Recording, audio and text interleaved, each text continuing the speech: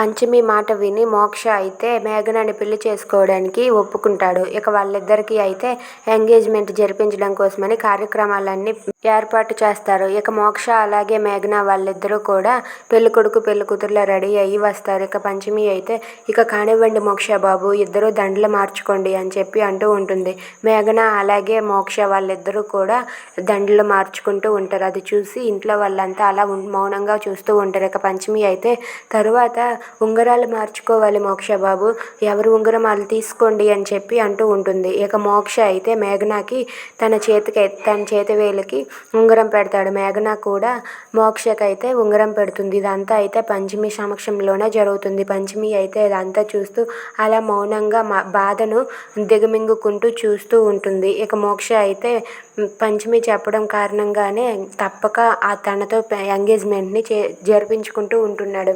ఇక అందరూ కూడా అక్షింతలు వేసి ఆశీర్వదిస్తూ ఉంటారు. పంచమి కూడా వాళ్ళిద్దరికీ అక్షింతలు వేసి ఆశీర్వదిస్తుంది. ఇక పంచమి అయితే మేఘన చేతిలో మోక్ష చేయని పెట్టి, మోక్ష బాబు మీరిద్దరూ ఎప్పుడు ఇలానే సంతోషంగా ఉండాలి, మీరు సంతోషంగా ఉండడం నాకు కావాలి అని చెప్పి పంచమి అంటుంది. ఇక వాళ్ళిద్దరిని ఒకటి చేసి పంచమి అయితే అక్కడి నుండి అలా మౌనంగా నడుచుకుంటూ ఏడ్చుకుంటూ వెళ్ళిపోతూ ఉంటుంది. ఇక వాళ్ళిద్దరూ అలా ఉండి పంచమి అయితే అలా వెళ్ళిపోతూ ఉంటే మోక్ష కూడా చూసి బాధపడుతూ ఉంటాడు. If you like this video please subscribe our channel.